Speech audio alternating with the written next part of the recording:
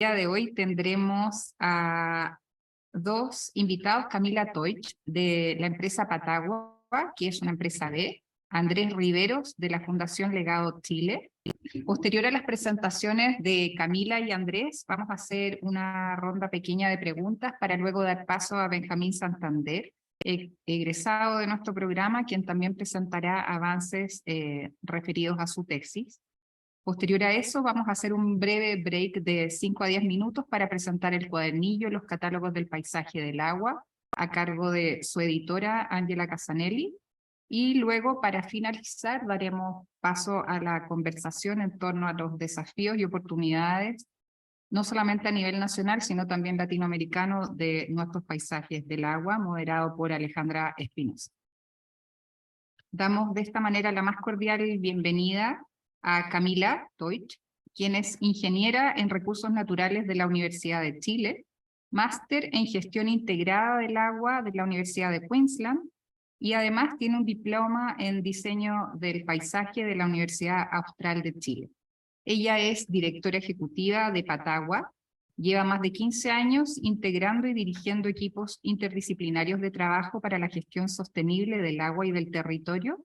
Sus temas principales son infraestructura ecológica, soluciones basadas en la naturaleza, drenaje urbano sostenible, planificación y gestión territorial, interpretación ambiental y ecosistemas urbanos. Ha sido profesora invitada en programas de grado y de posgrado de la Universidad de Chile y también de nuestra universidad. Muy bienvenida, Camila. Muchas gracias por participar en este seminario junto a nosotros. Gracias, Gloria. Gracias a todos y todas. Qué ganas de estar allá en vivo y en directo, pero feliz de conectarme a la distancia desde Puerto Varas. Ahí estoy compartiendo pantalla, ¿cierto? Sí. Súper. Bien, yo preparé una presentación para que conversemos, ojalá después, sobre los paisajes del agua y la importancia de ellos, sobre todo en la planificación urbana. Entonces voy a partir con unas poquitas láminas de contexto y luego quiero aterrizar eso en dos proyectos bien concretos en los que hemos estado trabajando en los últimos años en Patagua, a ver si alcanza en el tiempo. La primera pregunta que quería plantear es, cuando hablamos de paisajes del agua, ¿qué paisajes, cierto? Y ahí es tan importante a qué escala estamos trabajando y dónde situamos la mirada. Esta es una imagen satelital de Puerto Varas, más o menos reciente, y si uno se fija en esta imagen, siempre como el gran elemento protagónico es el lago Yanquihue, ¿cierto? Como que la mirada tiende siempre a irse para allá. Bueno, el segundo el lago más grande de Chile, entonces es muy imponente. La ciudad entera busca también esa gran vista que es hermosa, pero a veces también por mirar ese gran espacio del agua y ese gran paisaje nos perdemos de otros espacios del agua que están presentes en una escala quizás más pequeña, cuando empezamos a mirar como con más lupa dentro de la trama urbana, ¿cierto? Y empiezan a aparecer cuando exploramos un poquito más. Aquí están marcados algunos en base al levantamiento que hicimos hace algunos años participativo, para reconocer humedales y espacios del agua en general en la ciudad de Puerto Varas, y se ve que en las zonas urbanas más consolidadas ya hemos ido perdiendo la mayor parte de lo que alguna vez fue un paisaje del agua también, pero que todavía quedan en las zonas como del periurbano, ¿cierto? Entonces hay todavía algo interesante para mirar ahí, cómo podemos también interpretarlos, acercarlos, incorporarlos en la planificación de alguna forma, sobre todo, por un lado, aquellos con los que la ciudad ya se está relacionando hoy día, y por otro lado, el cómo pensamos los lugares hacia donde la ciudad va a crecer, para que pueda relacionarse de una forma más respetuosa con las herramientas que sí tenemos hoy día y que probablemente no existían en los momentos en que la ciudad fue consolidada, tapando un poquito los espacios de agua más antiguos, ¿cierto? Y eso nos lleva también al tema de la memoria del agua. A mí me parece súper interesante también el poder tratar de reconstruir esa memoria, tratar de entender por dónde se movía el agua antes, a lo mejor, qué espacios hemos ido perdiendo y qué consecuencias tiene también eso en la ciudad hoy día. Este es un plano bien antiguo que rescaté por ahí de la Dirección de Obras Municipales hace unos años, es un anteproyecto de urbanización de Puerto Varas del año 51. Y ahí, aquí algo se alcanza a ver, ¿cierto? Todo esto que está dibujado aquí, como se alcanza a entender este entramado de quebradas, de zonas húmedas, como de estuarios, un poquito en las zonas de llegada al lago. Y todo eso se construyó sin ninguna consideración. Por supuesto que en ese momento las lógicas de diseño y de planificación eran súper distintas. En el fondo, la lógica era un poco ganarle espacio al agua, ¿cierto? Cómo vamos ganando terreno útil en este territorio además tan exuberante, tan lluvioso, tan boscoso, qué sé yo. Entonces, un poco era la pelea quizás con la naturaleza, más que el cómo la integramos. Entonces, la plaza, por ejemplo, del centro de Puerto Vara estaba encima de una zona que era humedal, y así con muchos otros espacios del agua que hemos ido perdiendo. Esta es una foto que está hoy día en uno de los colegios más antiguos de Puerto Varas, que ha cambiado, por supuesto, ya no es la misma infraestructura que se ve acá, pero que es bonito también en este rescate de la memoria y tiene este texto que dice que junto al colegio pasaba un riachuelo en el que patos y gansos se bañaban y eran motivo de alegría de grandes y chicos. Ese riachuelo y toda esa zona húmeda hoy día no existe, eso también ya está súper tapado, rellenado, entubado, lo que sea. Sin embargo, esa es una zona que apenas caen unas pocas gotas, que nos encontramos con este otro paisaje del agua, pues el paisaje de las inundaciones. Y entonces esta tensión, ¿no? Cómo vamos en este tratar de ganarle espacio al agua. El agua tiene también su propia memoria y de alguna manera recupera sus espacios, sobre todo en lugares como este, en que la lluvia es una constante. Estas fotos no son de un momento así de una gran tormenta, un tremendo temporal, sino que son lluvias más bien cotidianas y generan estos problemas con los que convivimos de manera muy frecuente. Entonces, ¿cómo nos hacemos cargo también de esas situaciones al diseñar y planificar la ciudad? Cuando estamos entonces pensando en el diseño y en la planificación, es interesante, creo yo, el pensar en la lectura de los paisajes del agua desde distintas perspectivas. Y a mí me surgen como rápidamente estas dos miradas que pudieran quizás como entenderse como una dicotomía, creo yo que no lo son realmente, sino que son bien complementarias. Por un lado, la mirada de la ecohidrología, que pudiera entenderse como de las ciencias más duras, físicas, ambientales, para entender las dinámicas del agua, cómo se mueve el agua en la ciudad, con qué variación estacional, por ejemplo, cuáles son los ecosistemas a los que da vida también el agua a través de estos ciclos y qué funciones prestan estos paisajes de manera bien concreta a nuestras propias vidas, ¿cierto? Desde el control de las inundaciones, como la imagen que veíamos antes, la depuración de aguas, la recarga de las napas subterráneas de las que también después dependemos para obtener agua potable, en fin. Y esta otra mirada que es la sociocultural, que pudiera entenderse como más blanda de repente, y que tiene que ver con el entender los vínculos de las personas con el agua, con este elemento tan vital que determina también nuestras formas de habitar, nuestras actividades de desarrollo económico también, y las prácticas que se producen en torno a estos ecosistemas, los ritos, las ceremonias, los, la educación de repente, también la recreación en torno al agua, en fin. Entonces, lo ideal sería tratar de integrar estas dos miradas cuando estamos interpretando los paisajes del agua para poder planificar desde una mirada más unificada. Y en muchos casos vamos a ver que en realidad esta dicotomía no es tal, sino que esos límites son más bien difusos y es como bien cíclico en el fondo, como la lectura ecohidrológica también está súper traslapada con la sociocultural y viceversa. Y por eso son tan interesantes y tan necesarios, creo yo, los equipos interdisciplinares para hacer estas interpretaciones, estas lecturas y luego planificar. Me meto ya a los proyectos. Uno es Quebrada Parque, un proyecto que como muy querido en Patagua, lo llevamos trabajando hace varios años, es acá en Puerto Varas, y es un caso piloto de este desafío que entendemos nosotros como muy prioritario de poder conservar y gestionar los espacios del agua, de ir recuperando esta memoria y de devolverles también la funcionalidad, como de manera muy práctica, de entender entonces los roles que cumplen en la ciudad. En este caso en particular nos encontramos con varios desafíos y acá creo yo que se nota bien esto que decía de los límites difusos entre qué es lo súper ecológico o hidrológico y quizás lo más social. Bueno, voy a partir en desorden. La imagen de abajo muestra el tema de las inundaciones.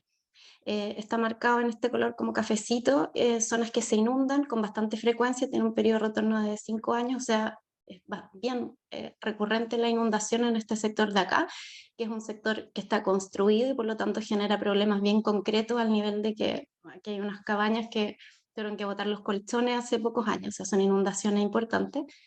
Y tiene una zona inundable mayor, que es la que está marcada en rosado, asociada a una crecida mucho más eventual, asociada a un periodo de retorno de 100 años.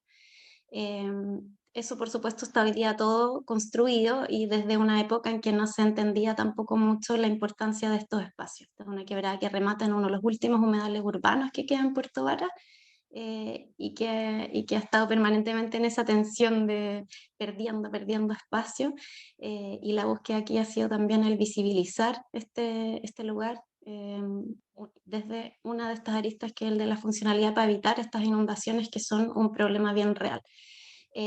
Por otro lado, la depuración de las aguas que le había mencionado también antes, nos hemos acostumbrado, esta es un estero que desagua directamente al lago Yanquihue y nos acostumbramos por mucho tiempo a ver esta imagen que está acá arriba, con una carga enorme de sedimentos y de contaminantes. Hemos tomado muestras también de calidad de agua y aquí hay, no sé, pues, coliformes fecales, hay metales pesados porque se arrastran de una chatarrería que está acá, aguas arriba, en fin. Entonces hay hartos problemas ahí y se ha ido perdiendo esa capacidad natural que tiene el ecosistema de humedal de limpiar las aguas, y también producto de estas mismas intervenciones y de la presión urbana que se aprecia también en esta imagen de arriba a la derecha.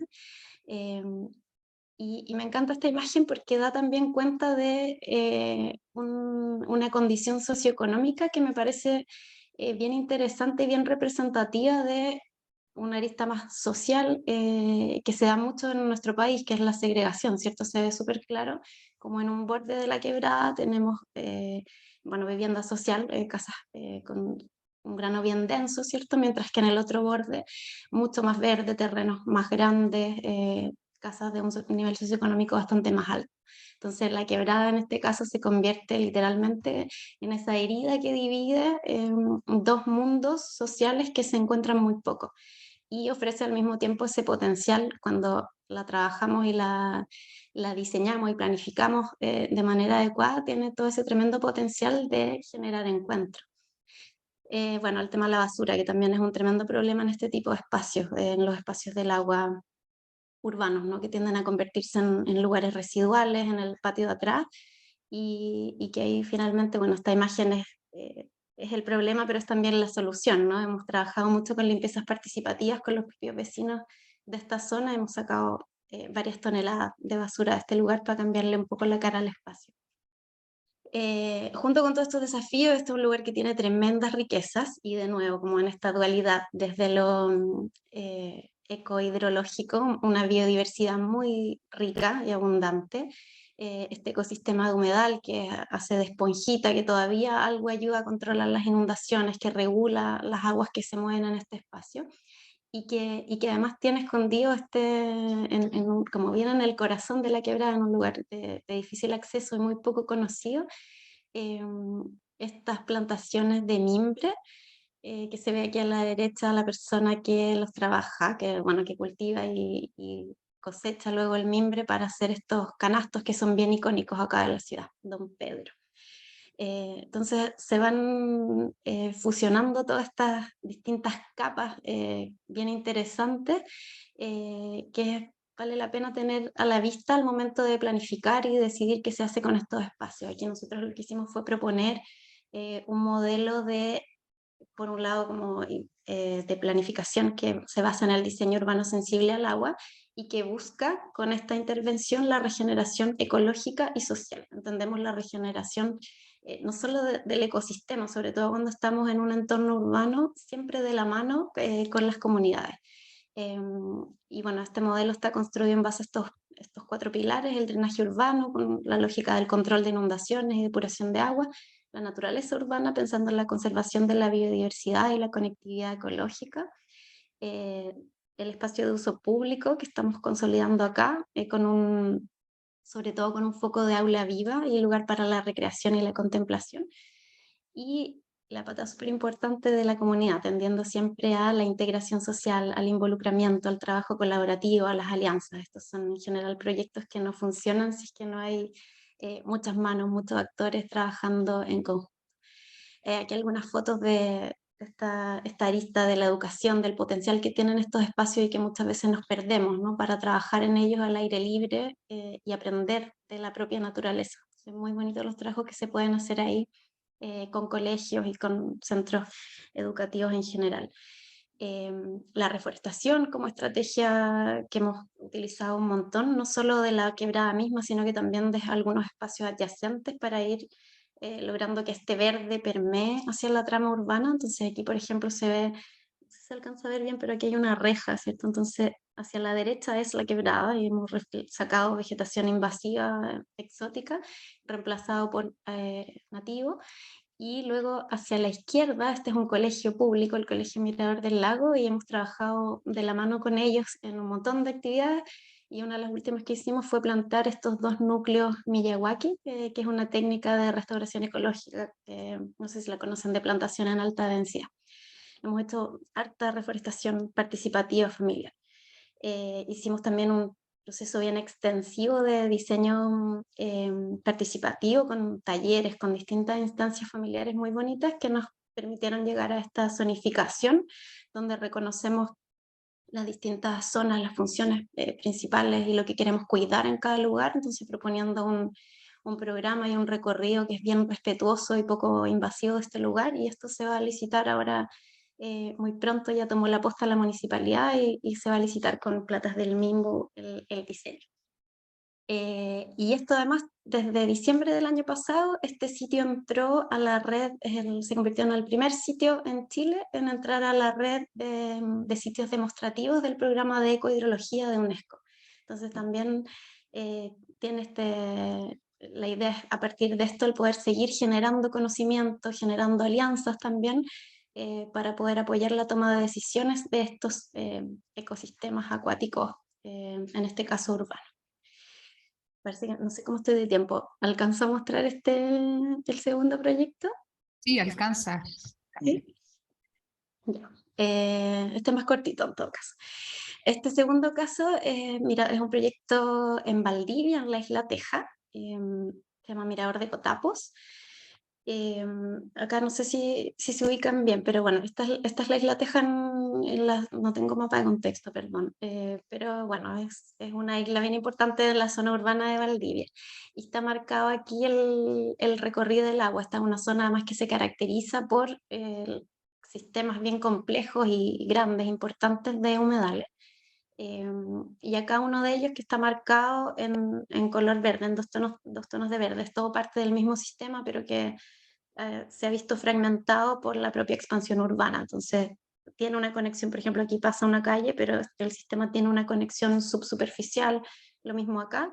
Y finalmente esto desagua al río Valdivia, que es el que fluye aquí. Entonces estas aguas urbanas que parten acá arriba, que es un cerro, tienen una escorrentía superficial en todo lo que está marcado en color azul, y luego sigue subsuperficialmente, más o menos por acá, sigue un trazado y entra acá y sigue las flechitas, ¿cierto?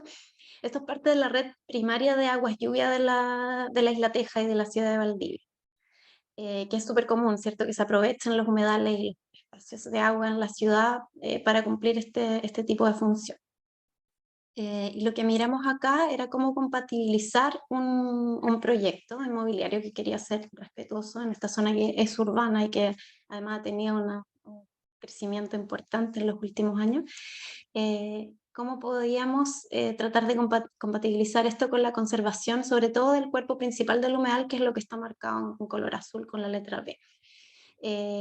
Y quería mostrar particularmente lo que definimos como estrategia para esta zona de acá, que es la zona, voy a volver atrás, es este como fragmento que quedaba que alguna vez fue humedal, pero que está tremendamente intervenido y ya como casi seco en algunas partes, con pura vegetación invasiva, en fin, pensando en que toda esta escorrentía que pasa por esta zona urbana, arrastra cierta cantidad de contaminantes, es súper usual eso, y cómo entonces podemos, para proteger el cuerpo principal del humedal, generar en este espacio una zona de gestión y depuración para descargar de manera controlada y limpia al ecosistema principal.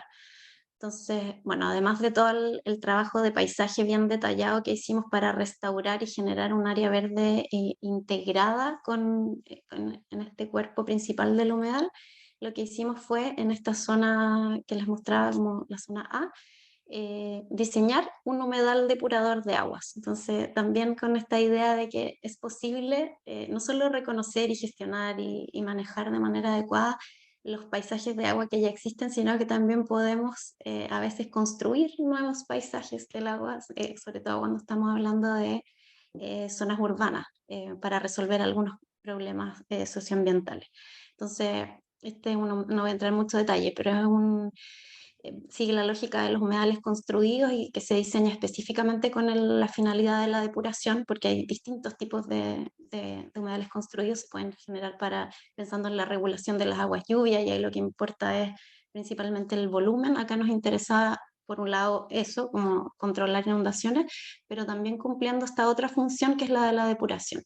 Entonces, tiene como ciertas características específicas que permiten que el agua tenga un tiempo de residencia en cada una de estas piscinas para que la vegetación pueda actuar adecuadamente y generar esta acción de limpieza para que el agua llegue de forma súper controlada y en buena calidad al ecosistema principal.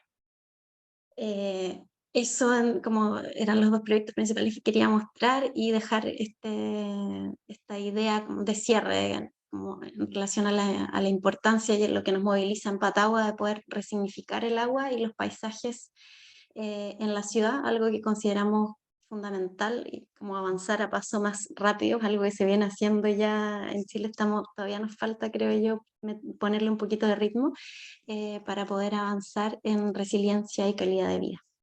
Eso. Muchas gracias.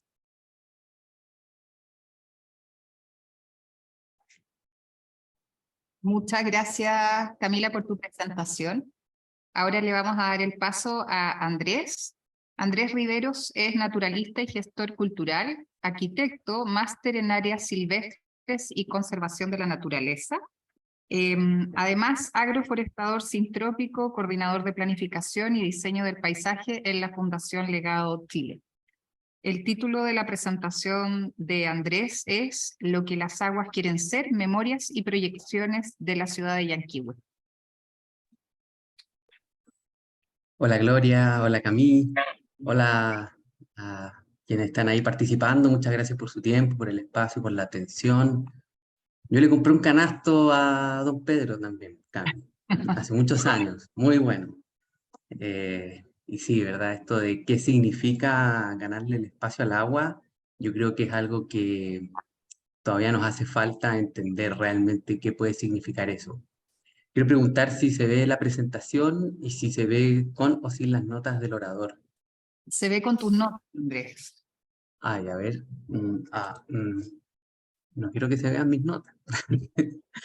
A ver, ¿cómo le hago?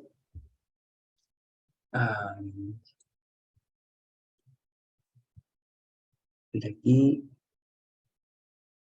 Vamos de nuevo, presentación. Ahí sí. Pantalla.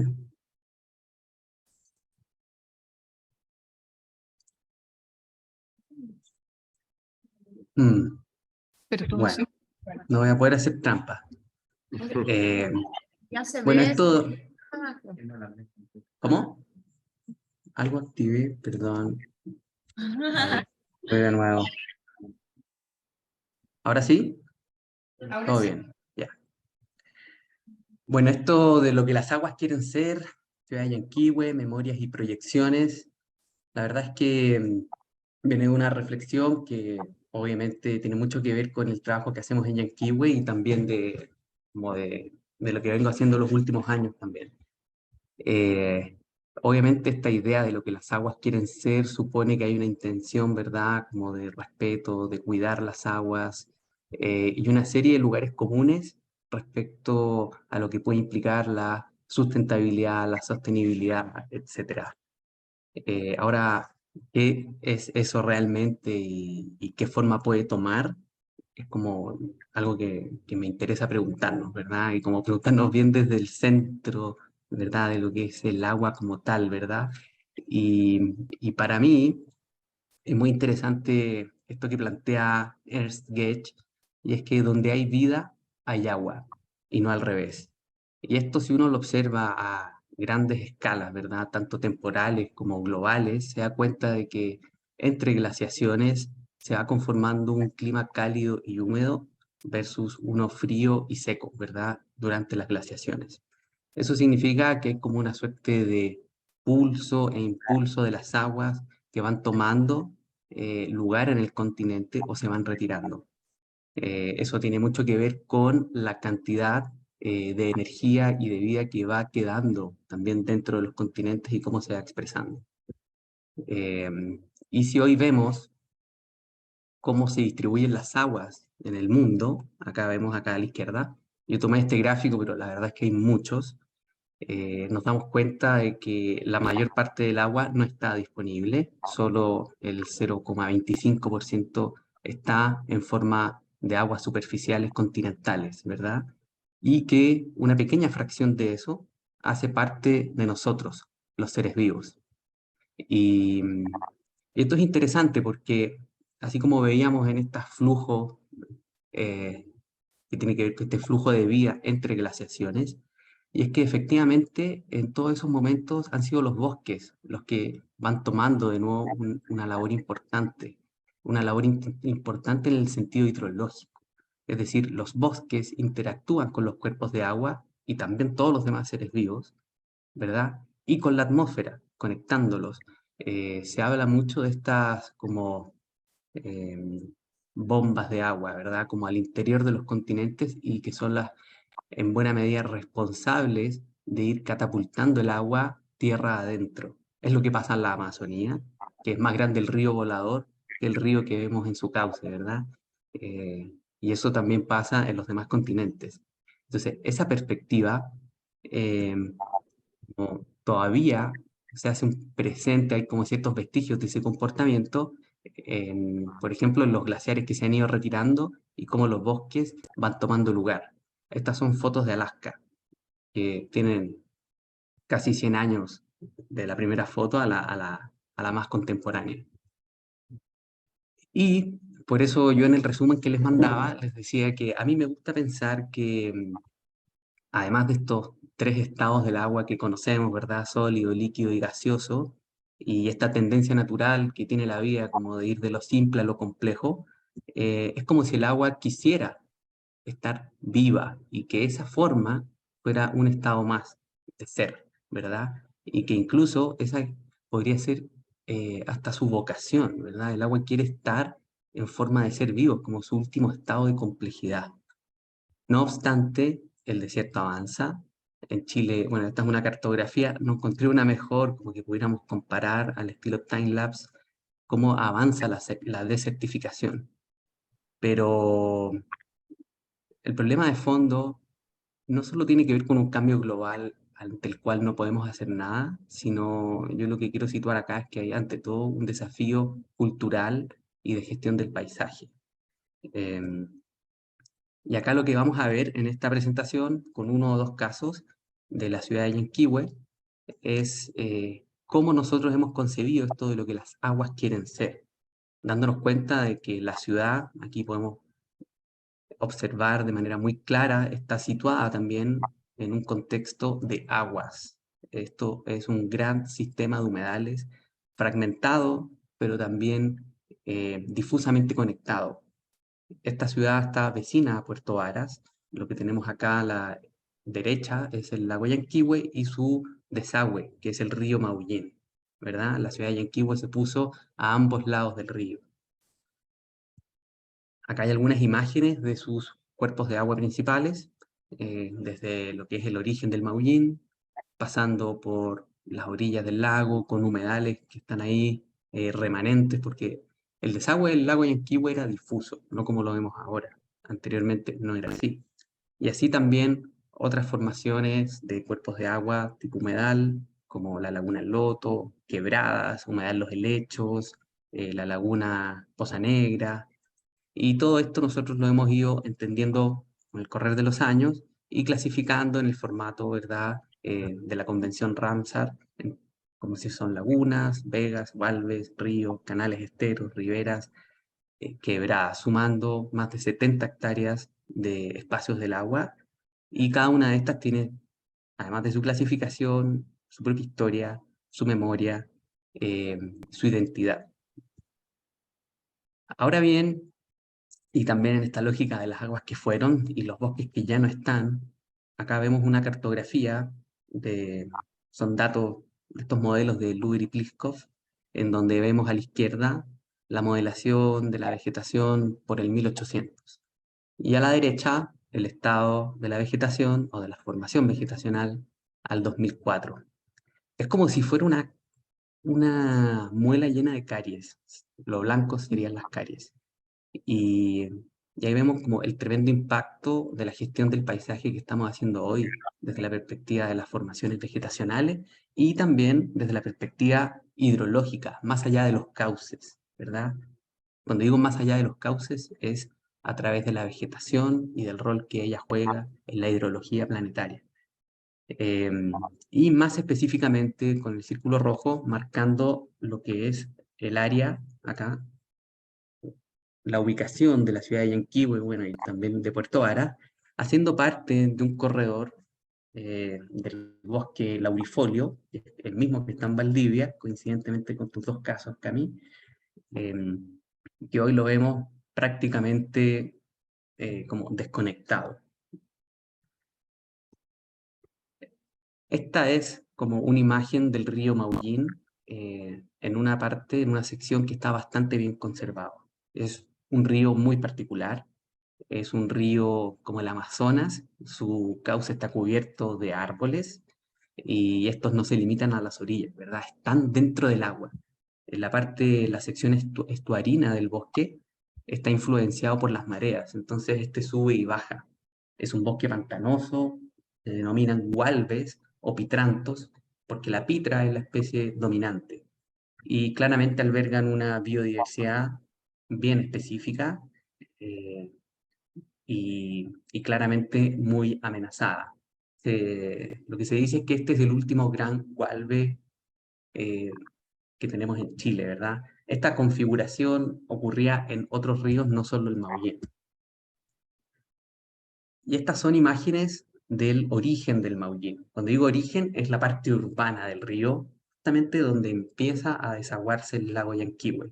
Y claramente vemos que ya no está ese bosque, que ya probablemente no están esos animales, o sea, ya cambió toda la dinámica ecológica de este lugar.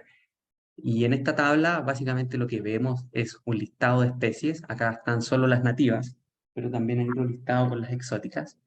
Y, y bueno, acá estos dos muestran lo que nos encontramos en el bosque ribereño, tanto de la zona pantanosa o del Gualbe, y de la que es un poquito más alta, ¿verdad?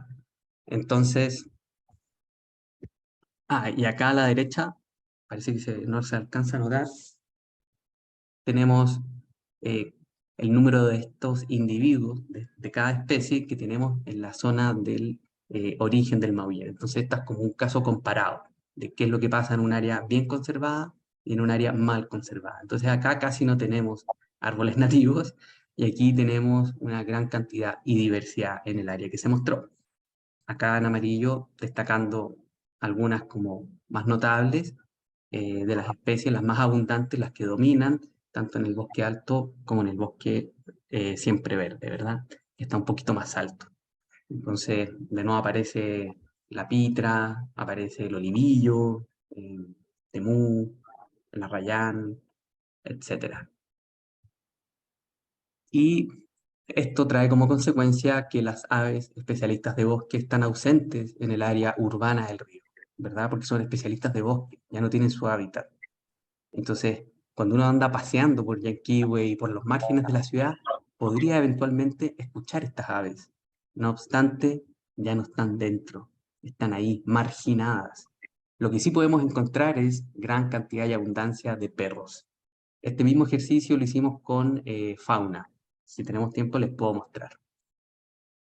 Ahora bien, para poder como alinearnos con esto de lo que las aguas quieren ser y asumiendo que estos son territorios muy humanizados, tenemos que también situarnos como parte de esa definición y preguntarnos cómo queremos ver Yanquihue, ¿verdad? Plantearnos escenarios posibles desde una perspectiva de restauración o de regeneración de la vida, ¿verdad? De las aguas.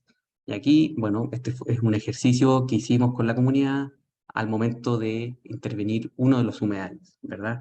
Entonces, planteamos estos 4 escenarios: recuperar su naturaleza original, así como este Hualve, o pensarlo principalmente como un refugio de fauna y flora, o eminentemente como espacios de bienestar para los vecinos, o como un atractivo para que nos visiten, ¿verdad? Desde afuera. Claramente, no es que se escoja uno por sobre el otro, sino que terminó siendo una mixtura en la conversación.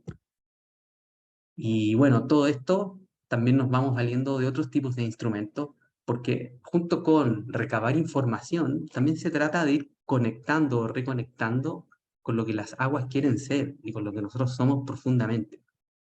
Nosotros también somos un producto del agua, ¿verdad? O sea, de esta hidrología planetaria y de cómo se va organizando en formas de vida. Entonces, con ejercicios diversos en donde nos planteemos, bueno, ese primer recuerdo con el río, o cómo soñamos el río al futuro, o cuáles son los tesoros de la ciudad. Estas son cosas que nosotros constantemente estamos haciendo y van tomando lugar en concursos de arte con niños, como se ven en las imágenes de abajo, o en mapeos participativos, en donde se recoge información de distintos tipos. Y acá lo que vemos es una foto de trabajadores del río sacando leña y abriendo el cauce de modo que pudiera ser transitable. Y sobre eso hay algunas citas, ¿verdad? Entonces, es bien interesante lo que ocurre porque nos damos cuenta de cómo el paisaje va cambiando. El paisaje va a cambiar siempre, ¿eh? No porque estemos nosotros o dejemos de estar, pero lo que puede hacer la diferencia es si los cambios son eh, como degradatorios o son regenerativos. Degradatorio es de la complejidad pasamos a lo simple, a la pérdida de biodiversidad, energía, vida. Regenerativo diríamos que puede ser esto, más vida y energía en el sistema, más diferenciación, más complejidad. Y bueno, el caso de Yanquihue, como prácticamente la mayor parte de las cosas en las que estamos haciendo cambios de uso de suelo, vemos que se ha ido empobreciendo. Y algunos testimonios son bien bonitos porque dicen, por ejemplo, del puente del Maullín para abajo, el Siete Colores, el Coipo, esos eran mis testigos, eran mi gente mía. Cuando era niño no recuerdo haber visto el río contaminado.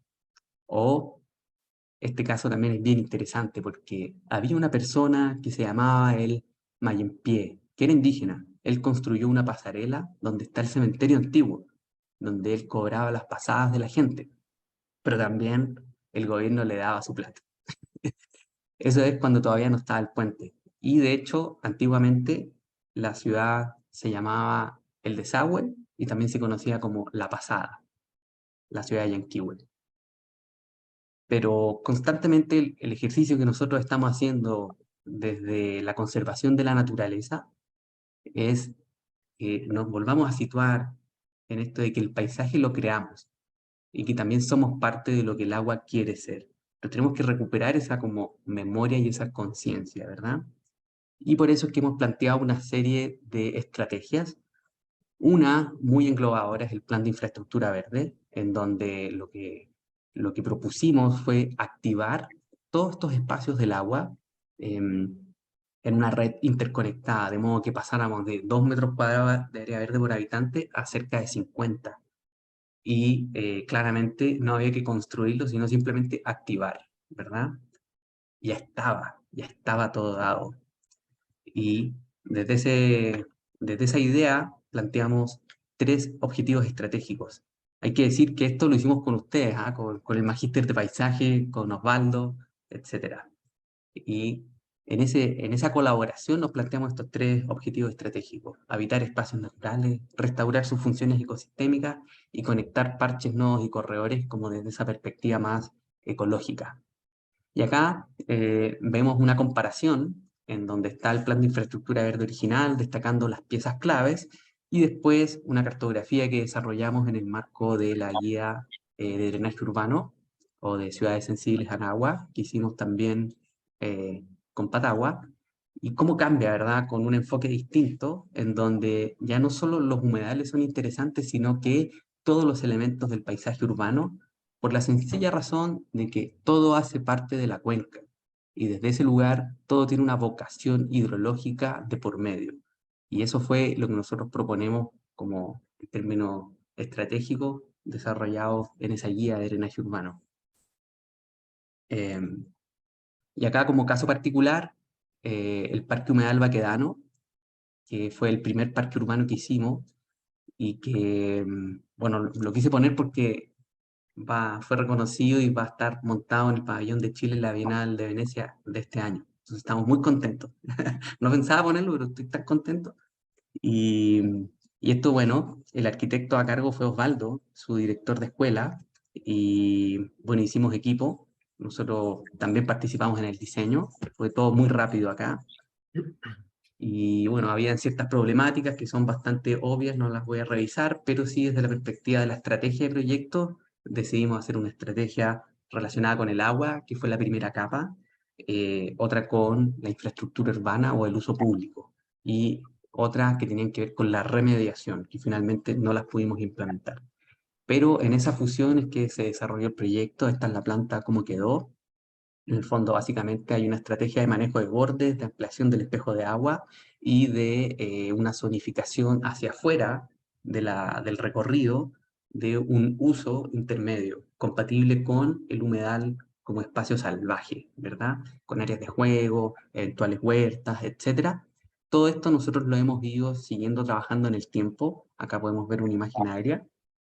Y acá podemos ver una comparación de lo que pasa con el humedal al momento de inundaciones. Entonces, también nos damos cuenta de que estos espacios de la ciudad juegan un rol súper importante.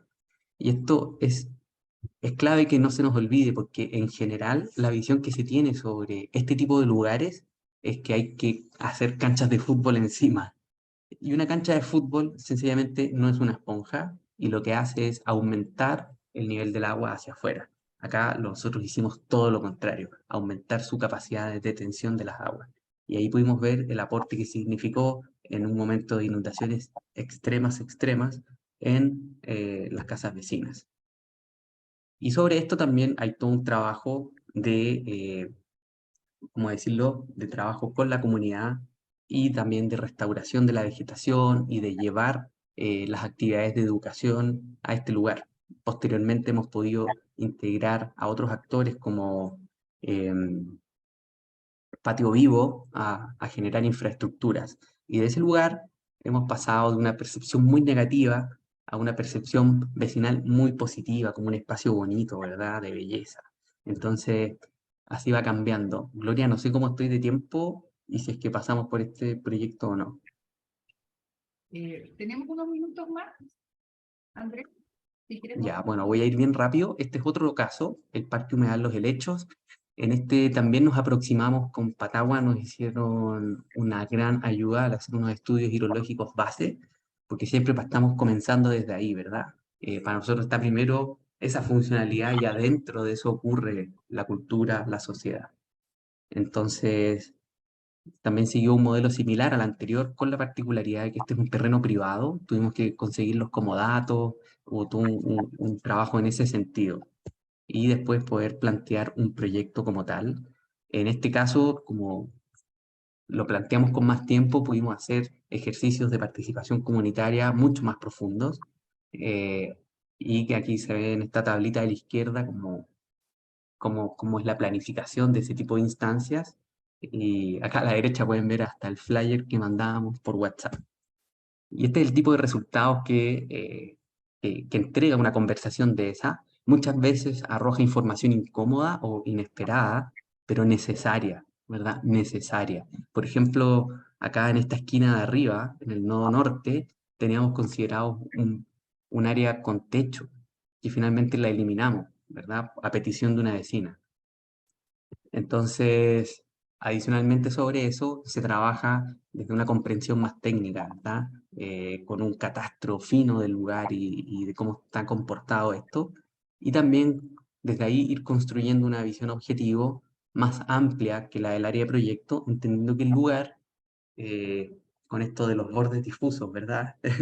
Em, Como que por más que nosotros hagamos una cartografía, un mapa, el mapa nunca va a ser el territorio, entonces sí es importante ir más allá con la visión. Y finalmente el proyecto, el expediente contempló más o menos eh, 70 metros lineales de parque. eh, y esta es la planimetría general a la izquierda, en planta, y a la derecha podemos ver algunos de los cortes transversales. Finalmente, por un asunto de presupuestos, pandemia, etcétera, pudimos ejecutar realmente solo la sección 1. Esta es la visión objetivo que se planteó después de todo ese ejercicio con la comunidad. Y acá podemos ver dos fotitos del último invierno, que esto ya estaba casi entregándose las obras. Como reflexiones finales, comentar que situarnos en el territorio desde lo que el agua quiere ser puede orientar definiciones estratégicas en términos de planificación, diseño y gestión del paisaje. Teniendo, en el caso de nuestra fundación, un foco muy concreto en objetos de conservación. Y eso nos ha permitido cuidar nuestra energía, nuestros recursos como organización. Asimismo, otro aspecto importante ha sido aprovechar las oportunidades emergentes. Y eso implica tener, si bien una planificación estratégica, mucha flexibilidad para avanzar.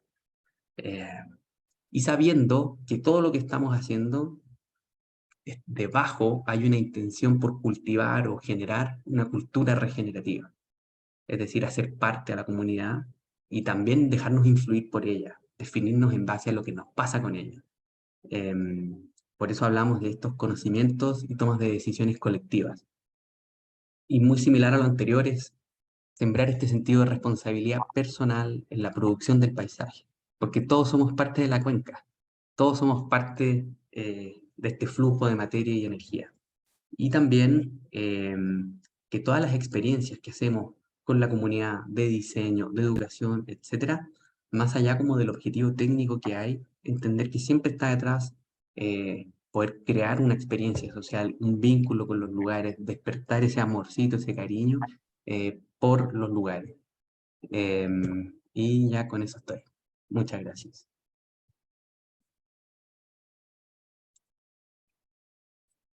Muchas gracias, Andrés, por tu presentación. Vamos a seguir adelante entonces con la presentación de Benjamín Santander. Benjamín es egresado de nuestro programa, arquitecto, magíster en arquitectura del paisaje y fotógrafo especializado en arquitectura y paisaje que actualmente se desempeña como apoyo en diferentes equipos docentes y de investigación, colaborando en colectivos de arte ligados a la disciplina, además de trabajar en proyectos de arquitectura de forma independiente. Benjamín nos va a presentar de máquina energética a máquina de paisaje, Parque Humedal Lago Rapel, estrategias para la revalorización, consolidación y democratización del borde dinámico. Gracias, Gloria. No sé si se escucha bien allá al fondo.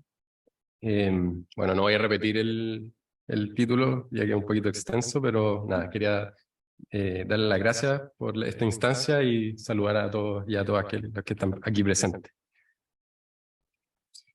Como lo he hecho antes, en otras ocasiones al presentar el caso de estudio, me gusta comenzar siempre con esta frase, que en mi opinión implica el acto fundacional de la represa Rapel y que da punto de partida para esta investigación. Y dice así: el 5 de febrero de 1968, exactamente a las 11 de la mañana, comenzó a llenarse la represa de la central Rapel, la cual fue inaugurada el 21 de junio de ese mismo año, convirtiéndose así en la primera gran central hidroeléctrica construida en el país. A modo de contexto global, anunciadas como símbolo de productividad, control y poder, las represas se transformaron en un ícono de lo sublime, del sublime tecnológico, y fueron consideradas como las obras de ingeniería hidráulica más importantes del mundo moderno. Prometían brindar también una amplia gama de beneficios, los que incluían capacidades de riego, control de inundaciones, energía eléctrica, navegación, suministros de agua, espacios de recreación, entre muchos otros. Entonces, estas promesas de beneficio y progreso rápidamente definieron una perspectiva global de comprender los territorios como un recurso explotable para suplir estas necesidades cada vez más exigentes de la sociedad moderna de mediados del siglo XX. De esta forma, comenzó una verdadera fiebre de construcción de represas que se extendió por el mundo y que tuvo a Estados Unidos como modelo para la gestión del agua. Esta misma fiebre, esta implementación, ¿no es cierto?, rápidamente la estableció como este símbolo de desarrollo moderno, como un monumento de una visión nacionalista modernizadora, por lo que diferentes países del mundo empezaron a promover su construcción vigorosa, ¿no es cierto? Entonces, sí, las represas a gran escala comenzaron a surgir como un dominio de la infraestructura ingenieril sobre la naturaleza, las condiciones sociales y económicas, y empezaron a cautivar al mundo moderno representando ilimitadas posibilidades de la tecnología, ¿no es cierto? Entonces, bajo esta lógica y considerando el relieve geográfico y la abundancia hídrica de la época, Chile rápidamente descubrió potencial para la generación de energía a través de la implementación de estos embalses, sobre todo de contención y acumulación de agua. Estos embalses son obras de infraestructura capaces de transformar un territorio sumamente extenso, aquí cambiamos de escala, a través de una cierta domesticación del agua, modificando diferentes aspectos del territorio como sus características naturales, así como las actividades humanas que lo habitan, con el fin de generar energía. Entonces, de esta manera, la transformación territorial más evidente de estas verdaderas máquinas energéticas es la construcción de un cuerpo de agua que no existiría si no fuera por dicha domesticación, y que por el hecho de ser construidas por el ser humano adquieren una condición de artificial. Estos nuevos cuerpos de agua artificiales se vuelven configuradores de dinámica de procesos súper diferentes a los que vamos encontrando en sus pares naturales y se consolidan como infraestructura capaces de crear un paisaje que también es artificial. Ante esa premisa, se nos presenta el lago Rapel como un cuerpo de agua artificial con fines energéticos. Y dichos fines han generado que la cota del borde lacustre se encuentre en constante movimiento, ya que la represa necesariamente debe liberar esa agua contenida con el fin de producir energía. Este proceso ha provocado la aparición de diferentes superficies, desde zonas de borde pantanoso a grandes explanadas de tierra estéril, que alguna vez estuvieron bajo el agua. Y si bien este paisaje que da cuenta de un espesor de borde dinámico que podría resultar atractivo, la realidad es que muchos de estos sectores se ven en constante tensión y deterioro, siendo generalmente estos sitios los que han sido relegados al uso público y al acceso al lago, situándose también en estrecha relación con problemáticas propias de la implementación de represas y con otras presentes en el lago y transversal a todos nuestros cuerpos de agua, que tiene que ver con la intensa ocupación privada de los bordes lacustres y la falta de acceso público al agua, por cierto. Entonces, ante estos conflictos, tanto de la ocupación de borde como del espesor fluctuante, se plantea la necesidad de intervenir a través primero de una investigación exhaustiva que caracteriza el lago Rapel para dar paso a la implementación de un proyecto de arquitectura del paisaje, en el que no me voy a detener, por cierto, tanto por el tema del tiempo, en un territorio donde no existe una identidad lacustre definida que lucha con esta artificialidad, ¿no es cierto?, donde hay diferentes ecosistemas que apresuradamente buscan adaptarse a un territorio que le es ajeno y donde no existe una definición programática de borde que garantice el acceso democrático al paisaje asociado al lago y a su borde. Entonces, de esta manera, como punto de partida teórico, solo voy a nombrar algunos conceptos claves que empezaron a aparecer que tienen que ver con la identidad, con la artificialidad y con un imaginario de borde lacustre, ¿no es cierto? Entonces, justamente un poco de contexto histórico. Ahora, justamente a comienzos del siglo XX, el país comenzó a sufrir una considerable crisis energética debido a una alta demanda de electricidad que respondía, por cierto, al crecimiento industrial y a los cambios demográficos que empezó a surgir en esta época. Y esta crisis dio paso a la creación de un plan de contingencia nacional llamado Plan de Electrificación Nacional, impulsado por la Corfo, en la década de los 40. Esto implicó el diseño y la posterior construcción de una serie de obras de infraestructura energética para suplir estas necesidades. Y constó principalmente de 3 etapas, de 6 años cada una, y para lo cual fue necesario dividir el país en 7 regiones, que es lo que vemos en la pantalla. A final de esta última etapa, perdón, de desarrollo energético, que el país comenzó a implementar una serie de centrales hidroeléctricas que eran de acumulación, de paso, para la generación de energía, enfatizando esta construcción especialmente en la zona centro del país. Y, por cierto, una de las obras más destacadas de estas 66 centrales hidroeléctricas es la central hidroeléctrica de Rapel. Entonces, en el año 42, la Dirección de Riego del MOP ideó este plan de aprovechamiento de las aguas del río Rapel, conformado por la confluencia de los ríos Cachapoal y Tinguiririca, con la finalidad de almacenar caudales de la cuenca, de tal forma que fuera posible alimentar los valles agrícolas de la zona, considerando esa riqueza agrícola de la región de O'Higgins. Y a pesar de que tenía potencial, esta idea no fue llevada a cabo sino hasta el año 1956, donde Endesa se adjudicaría el proyecto y lo modificó para dar vida a esta central energética, ¿no es cierto? Que fue emplazada en la comuna de Litueche, región del Libertador Bernardo O'Higgins, como lo podemos ver en pantalla, y dando su llenado en esta mañana de febrero del 68. La construcción de esta represa y posteriormente su cuerpo de agua asociado generaron diferentes fenómenos a lo largo de su historia y su consolidación. Por un lado, la gran magnitud de esta obra de ingeniería implicó un avance importante en términos energéticos para el país y un fuerte desarrollo urbano, sobre todo para las localidades cercanas, dotándolas de infraestructura y servicios. Esta implementación de la central implicó importantes cambios también en los ecosistemas territoriales presentes. El lago Rapel se formó en medio de un paisaje bien árido y agreste, muy común de la macrozona central, donde se caracteriza la presencia mayoritariamente de matorrales y espinos, y bosques espinosos, ¿no es cierto? Entonces, de esta manera nos damos primeras luces de que nos enfrentamos a un cuerpo de agua que le es ajeno a su contexto. Otro fenómeno que es importante comentar es que la creación del lago Rapel fue importante para el crecimiento turístico de la zona y se constituyó como un polo de atracción de visitantes sumamente popular, dado su cercanía a la ciudad de Santiago y Rancagua.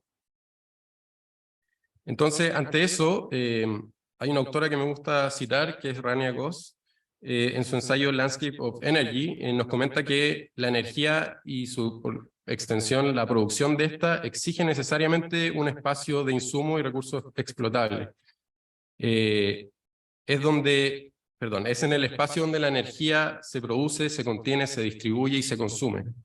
Entonces, a través de la comprensión de que la energía se comunica con un lugar más allá de su representación abstracta, observamos que existe una serie de relaciones que dependen de esta comunicación. Estas relaciones de producción, contención y distribución, tanto como el espacio que las contiene y estas transformaciones territoriales, forman parte de un sistema que se origina de este objeto o infraestructura a la que hemos decidido llamarle máquina energética. Entonces, entender al lago Rapel como una máquina energética capaz de generar importantes transformaciones territoriales, como bien dije, nos permite comprender todas las consecuencias socioculturales, espaciales y ecológicas que articula la energía y su producción. Por otra parte, el arquitecto Michel Jacob nos comenta que esta relación que existe entre paisaje y energía se hace especialmente visible en situaciones de crisis. Previo a adentrarnos a las problemáticas, digamos, duras de la investigación, se hace necesario reiterar que toda esta investigación se realiza a través de un catálogo de paisajes, lo que implicó un levantamiento cartográfico y un entendimiento y una caracterización de todo este espacio lacustre, ¿no es cierto? Dicho esto, y solamente decir que gran parte de estas problemáticas observadas y analizadas en el lago Rapel se materializan en su borde, lo que no es extraño si consideramos que el borde es una entidad en el espacio que sirve como plataforma de comunicación que permite visibilizar y materializar todas estas estructuras naturales y humanas, ¿no es cierto? Diferentes factores, como bien dije, la cercanía a la región metropolitana y a otros centros urbanos importantes, las condiciones climáticas favorables también, las cualidades naturales y paisajísticas, favorecieron el desarrollo progresivo de un polo turístico de mucha importancia. Y ante eso, la inversión inmobiliaria rápidamente comenzó a desarrollarse en torno al lago, concentrándose principalmente en la venta de terrenos y condominios destinados al comercio, a los centros náuticos, a campings, hospedaje, y por sobre todo a segundas viviendas. Entonces, esta forma de abordar la planificación territorial permitió una extrema segregación territorial, social y programática a partir de esta privatización del borde lacustre, lo que además limitó drásticamente este acceso democrático al agua, al punto extremo de que hoy en día existen tan solo un acceso de carácter público situado en el sector de Yayauquén. Ante eso, la misma falta de acceso generó la aparición de fenómenos donde los sectores privados como campings y hospedaje comenzaron a suplir esta falta de accesos públicos, lo que en mi opinión es una solución parche, ya que sigue siendo a manos de privados esta garantía del acceso al agua, ¿cierto? Otra parte, una de las interrogantes más repetidas respecto al lago tiene que ver si es que está seco. Probablemente los que frecuentan la zona o los que lo conocen saben de esta pregunta, ¿no es cierto? Y la pregunta si es que Rapel tiene agua o no proviene de una confusión respecto a lo que realmente ocurre con su cota y todo lo relacionado a ello, ¿no es cierto? Lo cierto es que durante gran parte del año el embalse efectivamente disminuye su nivel de agua debido a que estas necesidades energéticas que comentaba, encontrando sus niveles más bajos durante los meses de otoño e invierno, de manera que empezamos a ver este tipo de sucesos, ¿no es cierto? Entonces, este periodo de mayor demanda de energía, como es el invierno, obliga a la disminución importante del nivel del embalse y por lo tanto se genera un considerable cambio en las dimensiones del territorio del borde. Nos empezamos a dar cuenta que a medida que nos vamos acercando, a medida que nos vamos acercando a la zona de los afluentes, empiezan a aparecer superficies extremadamente amplias donde el agua desaparece, ¿no es cierto? Esta existencia de un nivel de agua cambiante no solo provoca cambios morfológicos como los que comenté recién, sino que el afloramiento de distintas superficies. La investigación también produjo una especie de microcatálogo de superficies donde nos empezamos a enfrentar a superficies erosionadas, por ejemplo, estancamiento de agua o pantanos, así como también la interrupción de ecosistemas ligados sobre todo a vegetación ribereña, entre muchas otras problemáticas, ¿no es cierto? Entonces, entendiendo esta problemática, ya no podemos considerar a la represa como estas autodefinidas soluciones limpias a necesidad energética, mucho menos es como la mejor mediación, entre paisaje y energía, considerando este alto impacto ambiental que genera y esta transformación territorial, ¿no es cierto? En otras palabras, las represas que antes eran símbolo de dominación de la naturaleza ya han perdido esta vigencia. Entonces, todo lo anteriormente comentado, las problemáticas y esta pérdida de vigencia, son suficientes para comprender que este diseño de sistemas de paisaje regidos por las represas, especialmente en el lago Rapel, deben repensarse y repararse radicalmente. Entonces, para reestructurar con éxito la relación del paisaje lacustre, debemos adaptar esta configuración espacial existente, hoy en un estado de fragmentación, en donde la dimensión antrópica coexista mejor con los ecosistemas naturales y artificiales presentes en el territorio. Bueno, sabiendo esto, y ya para no extenderme tanto más, es necesario preguntarse qué entendemos como máquina de paisaje. Y para comprender esto necesitamos recordar que como lugar de encuentro de los procesos generalmente destructivos de la industria o debido a importantes cambios de orden programático, el paisaje contemporáneo en general aparece constante y drásticamente descarnado e impactante, ¿no es cierto? Los vertederos, canteras, astilleros abandonados, antiguas bases militares y en general terrenos a los que no se le asigna otra cualidad que la indeterminación. Entonces la máquina, a modo de incidencia en la creación de este paisaje contemporáneo, busca hacer un conjunto de estrategias y mecanismos de intervención de paisaje que se hagan cargo de este lugar de congregación de todos estos procesos, a menudo devastadores de la represa y su producción, Y ante eso, la máquina de paisaje cumple un rol de determinar y darle orden a un territorio resquebrajado por este impacto, ¿no es cierto?, de la máquina energética. Entonces, esta máquina, compuesta por un conjunto de piezas y reglas, y atendiendo a la imposibilidad de descartar el paisaje, reconoce esta necesidad de intervenir en el paisaje lacustre, indefinido socioculturalmente, infraestructural y ecológicamente, y como consecuencia de estas acciones que permiten su existencia, que es la artificialidad, ¿no es cierto? Entonces, la máquina comprende que los procesos del paisaje se han convertido en algo que va más allá del producto arquitectónico, en el sistema en algo más importante que la forma y en el acontecimiento como algo más importante que el objeto. Pero como un objeto fabricado, la máquina de paisaje establece entonces su propia estructura de lenguaje a modo de máquina, por así decirlo, es decir, recoge elementos como carcasa, interruptores, circuitos, sistemas, etc. Perdón, aquí. Estos conceptos, los que yo planteo, permite recoger elementos típicos al que nos encontramos al conceptualizar una máquina, ¿cierto? Y permiten además establecer metodologías proyectuales mucho más claras y comenzar a definir, por ejemplo, sectores de intervención de proyecto, programa, ejes de trabajo, recorridos, tipos de infraestructura, entre otros elementos. Y por supuesto, esta discusión metodológica da para una conversación más larga, por cierto, pero solo nos vamos a enfocar en la carcasa para ir cerrando, que es el sector de trabajo en el que yo identifico las problemáticas, y los motores, es decir, los objetivos de este parque humedal, ¿no es cierto? Entonces, una vez analizado este embalse y estudiado su paisaje y definidas estas lógicas maquinarias, se nos permite ordenar el proyecto de arquitectura y se hace necesario establecer esta carcasa, que es lo que yo decía. Establecer esta carcasa nos permite entonces coger esta pieza de trabajo que posea una serie de condiciones y problemáticas, pero que también tenga el potencial de donde se deben focalizar los esfuerzos proyectuales. Entonces, esta carcasa empieza a determinar el sitio con el mayor potencial de accesibilidad al agua, por ejemplo, la regularización del borde y de la creación de espacios públicos, y al mismo tiempo tiene que ser el sitio más amenazado por estas lógicas energéticas. En ese sentido, el lugar escogido para el armazón de esta máquina corresponde al sector de la confluencia de los ríos Cachapoal y Tinguiririca, el único humedal natural de la zona. Perdón. Este sector se caracteriza por una considerable ecosistema humedal de una extensión de 900 hectáreas aproximadamente, cercana al poblado de Yayauquén, con una alta presencia de población local y una baja ocupación del borde lacustre debido a la presencia de zonas agrícolas principalmente.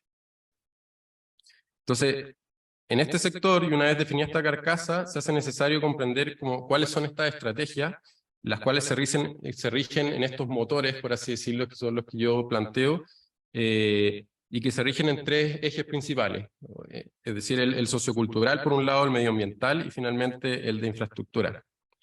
Entonces la investigación se plantea este objetivo de construir estos motores que van a dar cuenta o más bien indicar cuáles serán como estos ejes de trabajo, ¿no es cierto?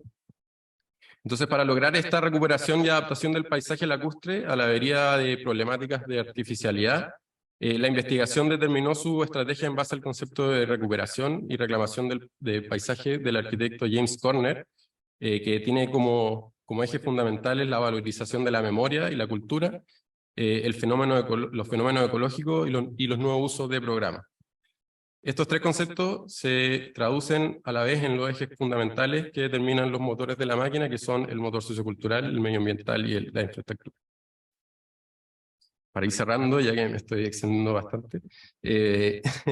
Bueno, a modo de conclusión, con el objetivo de ser un aporte pionero en la investigación desde la disciplina del paisaje en torno al lago Rapel y a los paisajes de agua artificiales en general, esta investigación entonces intentó dar cuenta de la realidad artificial del embalse y de poner en valor todos estos procesos y problemáticas asociadas a la producción energética, que en general no tienen mucho espacio en la discusión disciplinar. También implicó un trabajo de reconocimiento y análisis de dichos procesos, un trabajo cartográfico también en un contexto donde no existe mucha información respecto al caso de estudio. Y también se buscó aportar de una forma de ordenar este territorio fragmentado, poniendo en valor esta artificialidad, ¿no es cierto? Y bueno, para finalizar, solamente comentar que si bien la investigación hoy está en pausa, han surgido diferentes instancias, como esta por ejemplo, que han permitido generar aperturas de dicha investigación basada en las temáticas abordadas, el derecho al paisaje, por ejemplo, los catálogos de paisaje, la puesta en valor del paisaje y las reflexiones disciplinarias. Por ejemplo, en el derecho al paisaje, la discusión sobre el derecho al paisaje podría abrir la oportunidad de incorporar entidades privadas como CODEPRA o como la Cámara de Turismo del Lago Rapel para comenzar a discutir sobre el carácter público y de alguna forma cerrar esta discusión si es que el lago responde a algo privado o público. La aplicación del catálogo y estas definiciones metodológicas también podrían ser aplicadas a a planes territoriales de gobiernos locales y municipios. Por otro lado, esta necesidad de poner en valor el paisaje y otorgarle un rol educativo a la investigación exige su puesta a disposición de entidades locales y organizaciones vecinales que luchan hoy por proteger estos territorios, como lo son la Junta de Vecinos de Yayauquén o la Organización Vecinal del Humedal La Junta. Y finalmente, seguir con la discusión disciplinar sobre todo enfocándose en esta artificialidad y la energía, como bien dije, un tema sumamente prudente en nuestro contexto nacional. Eso, disculpen la extensión. Previo a cerrar, quisiéramos presentarles el primer esfuerzo del equipo de los catálogos del paisaje del agua. Habíamos ya presentado a Carlos Martínez el día de ayer, a Pablo Brito, a Benjamín Santander el día de hoy. Como moderadora de las preguntas está Alejandra Espinosa, que es ingeniero agrónomo y egresada también del MAPA. Y ahora Ángela Casanelli, editora de este primer esfuerzo, el cuadernillo de los catálogos del paisaje del agua, nos va a comentar para dar cierre a la sesión qué es lo que hicimos.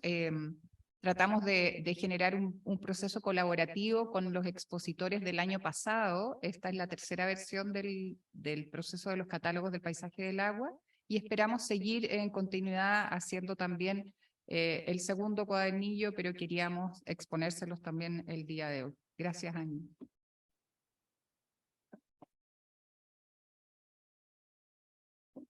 Hola.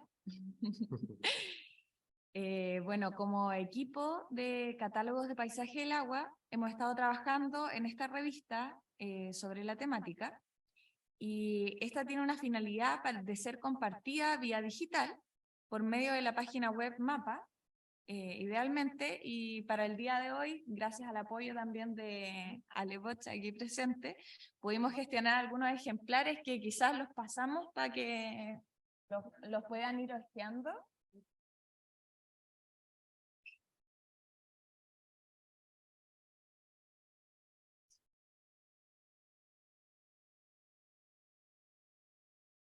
Vamos a mesa. Pon el ahí, eso. En esta primera versión de la revista incorpora 8 artículos, tanto exalumnos MAPA como personas externas, planteando investigaciones provenientes de 3 países. Tenemos una ejecutada por Jessica Barahona en Honduras, específicamente en torno al río Choluteca. Después 2 investigaciones en la cuenca del río Bogotá, una por Carlos Martínez y otra por Diego Bermúdez, y otras 5 investigaciones en distintos lados de Chile hacia el sur.